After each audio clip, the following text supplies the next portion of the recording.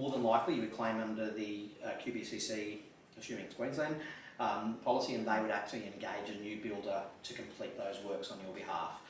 The hard part would be how long that process would be. Chances are it's probably going to push your construction project back some time.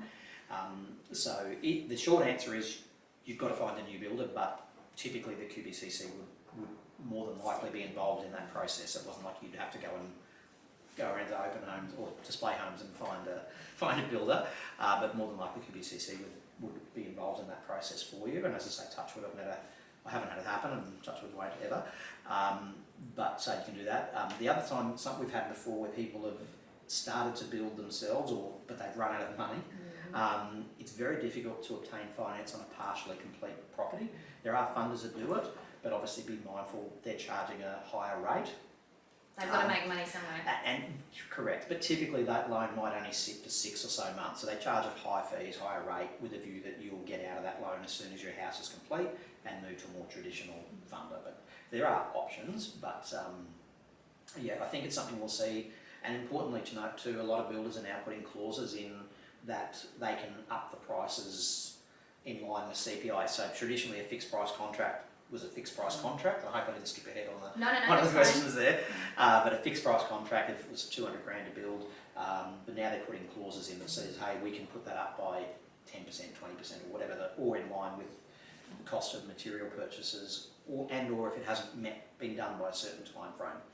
So it's been worth being mindful of those things. From a lender perspective, some of the lenders are dropping back how much they're prepared to lend. So some lenders have dropped back to lend no more than 80% for construction, some lenders are 90%, certainly still some at 95%, but I expect we might see a little bit of, we might see more more lenders bringing their loan to valuation ratios down for construction. It's a bit of a wait and see what happens there. Yeah, it's really tricky at the moment with freight and actually just getting materials, let alone the cost of them. Absolutely. So yeah, if you're a builder and you did a quote 6 months ago, it's very different now.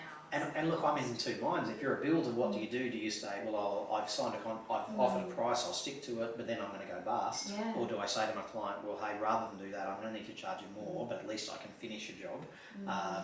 But I understand from a client's perspective, I'll be like, hang on, you quoted me this price. So I definitely see both sides, and it's probably a matter of, I dare say, of finding a bit of middle ground if you get to that, because the builder can't complete the job, or the quote's useless anyway. So it's a really tricky one. You're better off having a finished house. Definitely. Maybe with some less stuff in it, maybe. Yeah, and it's not that easy to get some trades out at the moment either. So not too many quiet tradies at the moment. So, No. so